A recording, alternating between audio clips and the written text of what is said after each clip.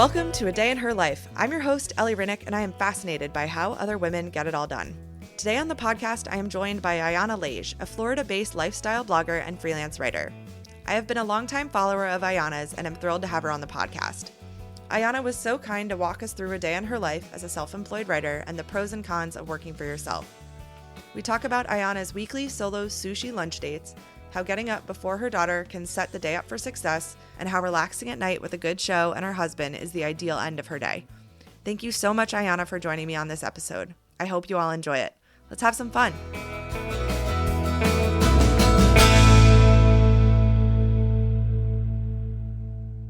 Welcome to A Day in Her Life podcast. Today, Ayana Lage is joining me to discuss a day in her life. Hi, Ayana. Thanks so much for joining me today. Thanks for having me. I'm so excited. Awesome. How's your day going so far? Today has been okay. It's one of those days that I feel has gotten away from me, but you know, that's life. That's life. But no complaints. Awesome. All right. So let's jump right in. Could you set the scene for us, fill you in on where you live, what you do, and describe your family for us? Sure. So I live just north of Tampa, Florida, in the suburbs with my husband and my toddler.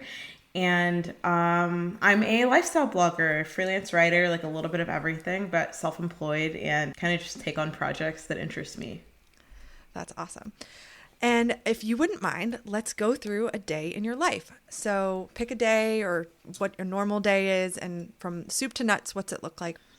Yes. Okay. So I just have to say that when you sent over the email, I think this is such a fun idea for a podcast. So I was like very committed. So I took notes about a day a couple of days ago, full disclosure, that I knew was going to be like a little bit productive. So that way I wouldn't have to say I like scrolled Twitter for hours. But yeah, do you want me to just kind of like power through the whole day or what do you usually do? Power through. If I have questions, I'll let you know. Okay, cool. So I woke up at 7:33 a.m. because I always look at my phone first thing because I heard my daughter yelling "mom" from her room and brought her to bed because I was still kind of tired. Morning routines are definitely interesting having a toddler because the interesting thing about my schedule being flexible is that I'm rarely like in a rush to get back, so, but then it creates this thing where like it can just drag on and we can like have meltdowns about everything. But anyway, so I didn't get her to school until 9:30, which was 2 hours after I woke up. So not ideal, but that's what it was. And then I got home around 10 a.m. I ate breakfast, started to kind of think about my day. I try to, if I'm really on top of my stuff, I try to do this the night before and plan out the next day because I feel like if I wait until like I am done with school drop off and all of that and start thinking about work, then by then I'm already so far into my work day and I don't know what I'm going to be doing. But that wasn't the case. So I started to plan out my day and like think of tasks I wanted to accomplish. And then this day earlier this week that I'm kind of discussing, I had a personal essay go live that I knew was going to be published with Cosmopolitan, but I didn't know when or the timing, but it went up at 11 a.m. on Tuesday. And I then got completely derailed because I wanted to post about it before, it hit Twitter or Instagram from like the publisher's account. So I kind of spent a lot of time putting together posts and then like responding to comments and messages. And then at 1 p.m., so like a couple hours later, I had an interview for my podcast show that I'm like took a break from because it was just too much, but I'm slowly relaunching. So I interviewed a couple of business owners. It was really fun. And then I filmed some sponsored content for my Instagram. Then I went to get Nora, my daughter, from school. What time do you usually pick her up from school, and how did you land on your childcare decision for your daughter? Yeah, I usually pick her up between 3 and 4, but sometimes my husband will get her on his way home from work. It makes more sense for him to get her, but I feel bad, which I shouldn't feel bad, but I feel bad leaving her there like all day. So if I'm done with work, I'll go run and get her. And then, yeah, I feel like I was very apprehensive about childcare. She's about to be 3. So she was born like during the height of the pandemic. And the idea of her being around anyone was kind of terrifying. But we tried to do like a nanny at home, and we just were having trouble finding someone reliable. And then realizing, okay, if we like really want to commit to a nanny, we need to not just find like a college student or like a young person. Like we need to find someone, pay them a living wage, all of that. But we just couldn't and can't afford it. So yeah, so she's been in daycare for a bit of time now. She likes it. I had a lot of guilt, as I said, about putting her around other kids during COVID, but thankfully now she's like fully vaccinated and all of that. So yeah, I feel lucky there. It's such a tough decision what to do and how to find daycare and finding the right fit and the timing of when drop off is. Yeah. I have struggled with that. I have 2 kids, and one is in daycare, one has a nanny, because there's literally a dearth of options for infants in our area. And that was our only option, not the one we wanted. Yeah. I always find it interesting how different families find and choose daycare or whatever options, because it's a challenge. Yeah. And it's so expensive. It's so much money. I'm sure it's even more up in Massachusetts than it is here, but this county is the 3rd highest cost of childcare per child in the country. Wow. So, okay. Yeah, it is. It's a lot, but I have to do something. Right. Because you need that time to do work and to socialize them in some way. It is helpful, but it's a lot. And I don't know if you like a work from home or if you're in an office, but I did feel a lot of pressure to try to work from home, and I'll just balance it. We tried that for a very short period of time before I was like, okay, I either need to be a stay-at-home parent, which like just didn't feel right for me because I enjoy my work and I want to do it, or we have to put her in childcare. I was like, I can't be staying at home with her and like meeting deadlines. It just didn't make any sense. Absolutely. But yeah, it's hard. Absolutely. We had some reliability issues, and I was doing both all day one day, and I called my husband and I was like, this isn't going to work. We need to figure something out. I cannot imagine. So you usually pick up your daughter around 3 to 4. So in this day, what did your afternoon look like once you picked her up? Yeah. So once I get her home, it's like, she's been on a nap strike. So she's like in a bad mood by the time that I get her from school, which is a lot of fun. But usually when she gets home, she like beelines for her playroom and just wants to like play with her toys. So we did that. And then my sister came over because she unexpectedly had the day off work and was looking for something to do. And then Wagner, my husband, ran out to grab takeout for all of us. So yeah, it's just kind of like hanging out with her. She's finally at the age where she's able to play independently a little bit, which has been really nice. So yeah, and then we start her bedtime routine around like 6:45 or 7. It's another one that's like can kind of drag on. Yep. If we aren't. My husband is like way better at that than I am, kind of like putting his foot down, being like, okay, like we got to move on to the next thing. I'm kind of like, I don't know. I'm like, oh, well, yeah, you can play for 5 more minutes. So we balance each other out for sure. But this night we put her to bed around 8 p.m. And then, as every parent knows, like you have that like very short window of time for yourself and the various things you need to get done around the house. And then what time is your typical bedtime? I usually don't go to bed. I usually am in bed by 10:45 or 11. This is like so bad, but I don't usually fall asleep until closer to midnight. But I think it's also because like on this day, after she went to bed, I had to do the dishes and I like wiped out, even though we got takeout, you know, it's like I still had to wipe down the counters and all of this. And it's just like by the time that I'm able to actually focus on the things that I want to focus on, it's like 8:30 or 9 p.m. So I don't know. I kind of sacrifice my sleep health for the sake of being able to just like spend time doing the things I want to do at the end of the day. I can totally relate to that. It's hard to get that time, and then you try to condense everything into that Right. short period of time, and then you realize all of a sudden it's way past when you wanted to get in bed, and you're Yeah. in bed and then can't turn off because you've been Yes, going exactly. again. Absolutely. What would your ideal day look like if you were to craft your day the most ideal way? What would that day look like? So I think that when I am at my most productive, I've gotten lucky in that my daughter usually sleeps until around 7:30. I will set my alarm for 6:45 or 7 and get dressed for the day, like check my emails, like just kind of get moving. I don't like being woken up by her yelling for me because I feel like it's just like a chaotic way to start the day. So at my best self, I I kind of get an early start and I'm like one step ahead. And then, yeah, I think that honestly for me sets the tone, because if I'm up and dressed and all of that, when she wakes up, then I'm able to just like get her dressed and hustle out the door. On days like this one, when I'm like rolling out of bed, once she's yet like ready to get out of her bed, then I'm having to get her and me ready at the same time. And it's just like ends up being a little bit much.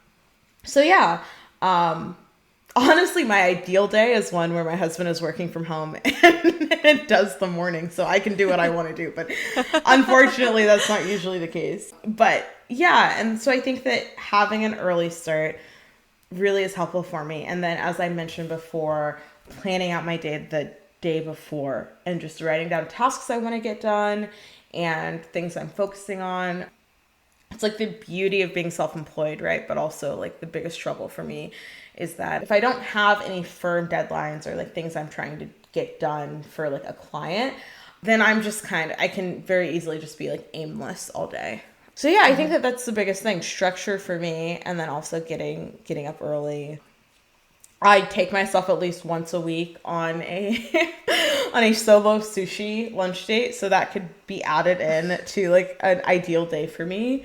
And then yeah, I feel like that pretty much covers the work day. We live only like 15 minutes from my parents, so we see them a lot. So sometimes we'll go over there for dinner, which is nice just for the company, and then also the extra hands with Nora. And then also I would say, like, I love ending the day with, like, an episode of a really good TV show. And we're watching a few shows now that I enjoy all of them, but none of them I'm, like, super passionate about. But yeah, that's my perfect day, I think, of like a little bit of this, a little bit of that. That's awesome. I love your solo sushi dates. That's such a great idea. It's one of those things where, like, there's, like, a TikTok trend where people are, like, you know, realizing you have free will and can like go to the grocery store in your pajamas or whatever. I feel like that's how I feel about taking myself to lunch and just getting something that I want. Like, it feels like it shouldn't be allowed, but no one's going to stop me. So I enjoy it. I used to travel a lot for work, and my favorite thing was sitting alone in restaurants, and the people watching is just amazing. It's when wonderful. You're alone at a bar or at a table, and it's such a luxury to just watch everyone and like read your book, eat your food, but also like, are they dating or are they married? Is that her dad? Or like that kind of people watching. I love it. It's so good. Working for yourself, do you find that your days have a specific cadence? Do you try to schedule tasks and emails in the morning and creativity at a different time? What's your usual? Do you have a usual cadence to your days? So, and again, in full transparency, I feel like I've been all over the place lately, but it's kind of like when I am like at my best and operating in a way that's like actually best for me, I tend to just block it off by days. So for example, Monday might be when I'm like doing like freelance work for clients, and that's kind of like, okay, I'm going to focus on the projects that are not like, this is like the work for other people that I have to get done to get paid.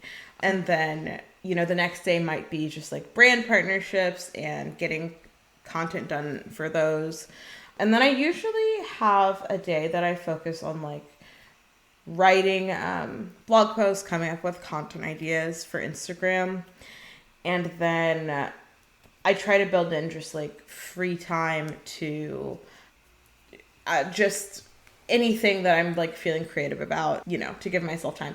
And a great example would be like this essay that I just wrote. Like sometimes I'll have things like that I'm working on. I have a Substack that I occasionally write on. So yeah, I like to have time to do that. I also very rarely work 8 hours a day, which I used to feel guilty about, but now I'm like, well, why else strike out to live a very unglamorous life as a freelancer if you can't work when you want? So yeah, it kind of depends, but I think I try to like block it off by topic. And what is your organization? Do you use G Suite or a to-do app or something like that? What's your organization look like? I feel like I've tried everything. Right now I'm using Trello for like keeping track of my different ideas. I've used Airtable, I've used Asana, I've used just like the notes app on my phone. Sometimes that's like just most feasible. But yeah, I think that I also have like a paper notebook that I keep at my desk, just like with a daily planner that is really helpful too. I am also a paper planner person after I started in college, and I still have the exact same planner type next to me every day. I love that. How do you make time for your relationship during the day? So it sounds like your husband might work from home some days. What do you guys do to make time for each other? That's a really good question, because when he's at home, we might go to lunch, or if we're eating at home, eat together. But I do find, it's hard. If he's in the office and we're both busy with different things, I might look at my phone and be like, oh, we haven't talked in 2 hours because he hasn't texted me. I haven't thought to text him. I think that it has definitely been interesting.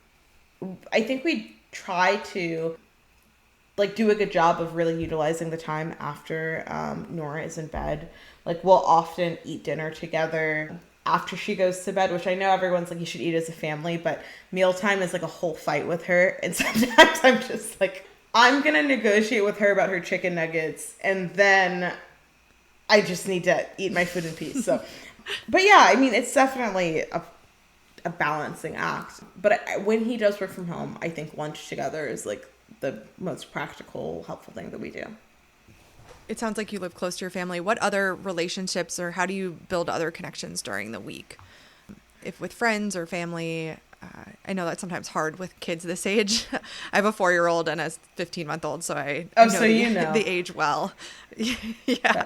So, I mean, I just have to say, Nora's like almost 3, and I'm in awe, because I'm like, just one is so draining. It's so much.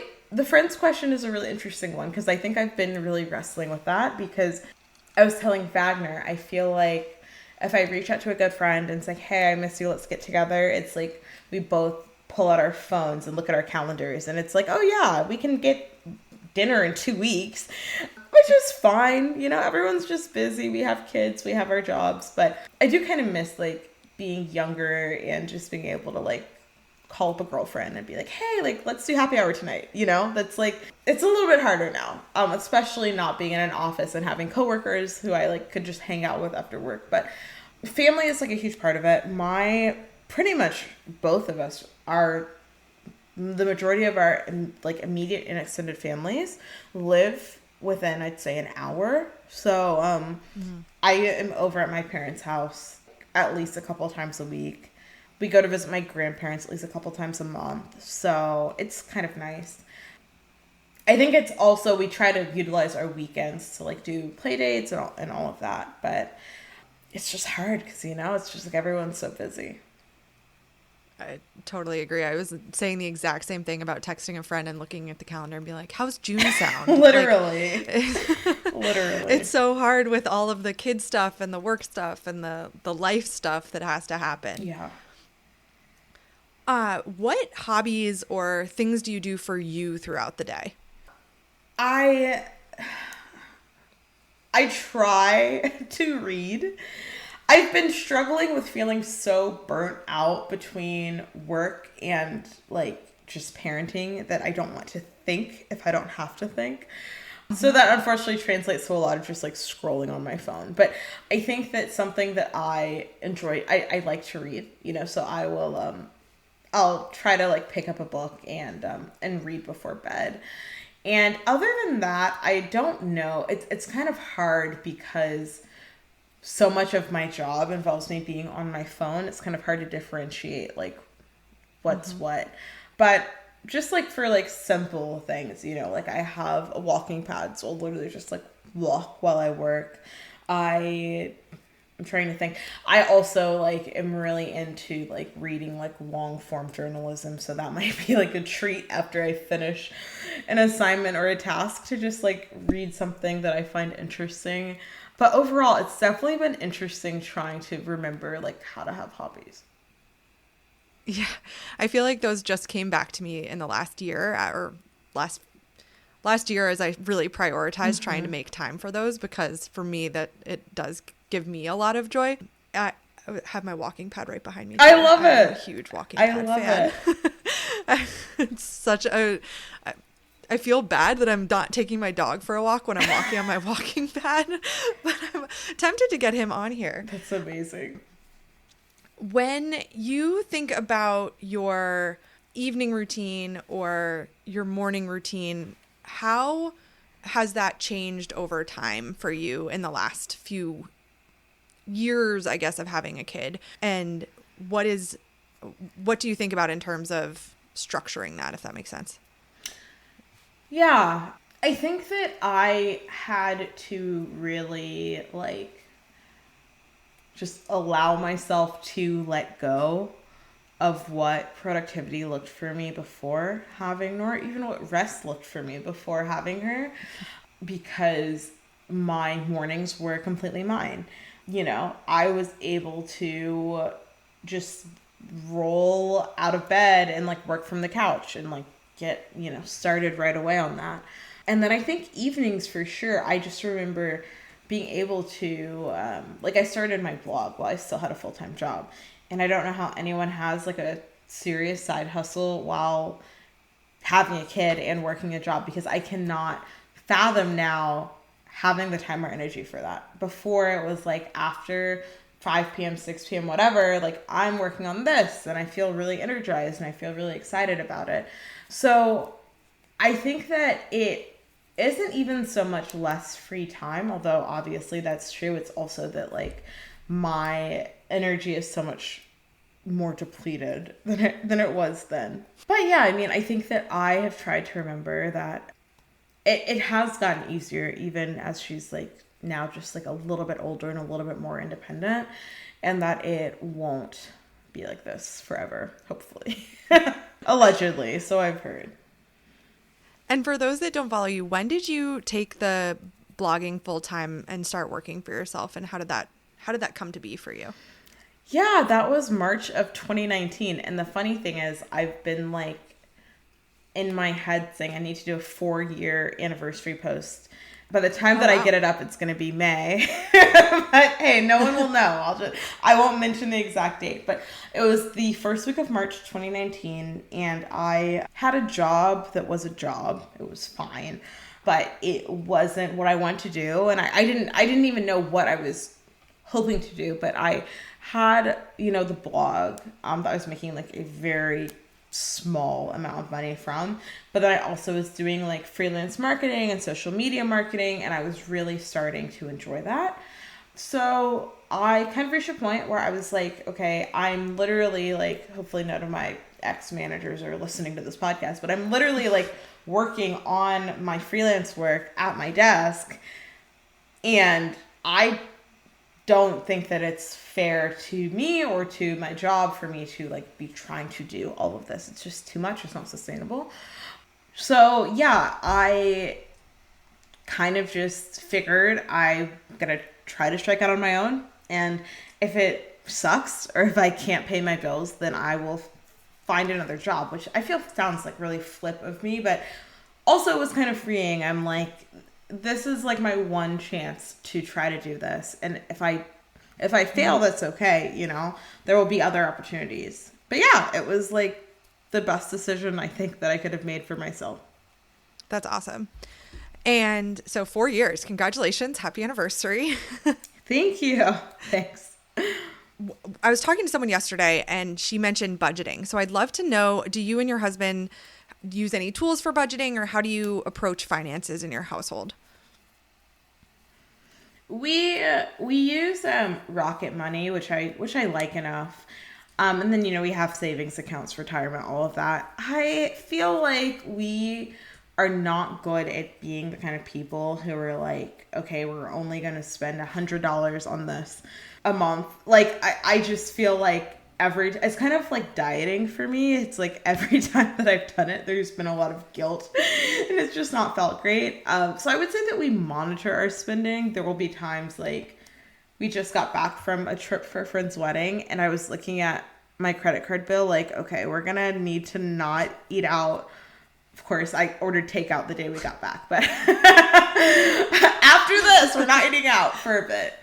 So yeah, I think we just try to be mindful of it, but I think that that's also fluctuated at different points in our marriage. I think that if we have another child, then that will obviously be like more expenses, more childcare expenses, and then at that point, it might be like, okay, we need to like tighten up a little bit and be really intentional about how we're spending.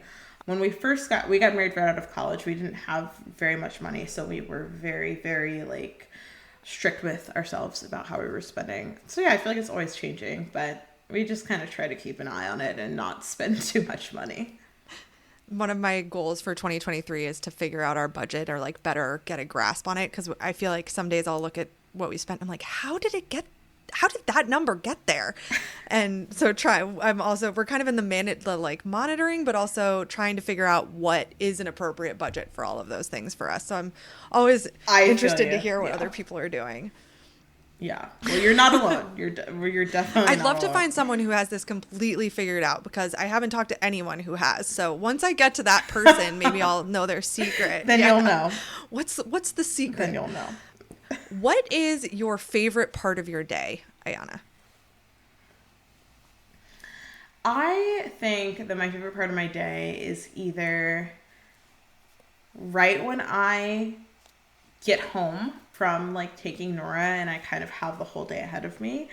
I feel like that's really exciting. I mean, for the most part, I genuinely love, I feel like there's someone who loves 100% of their job, but I love most parts of my job. So that's kind of exciting. Or I enjoy just like the time right before I go to bed where I'm able to just indulge in whatever I want to, whether that's TV or, diving into a book.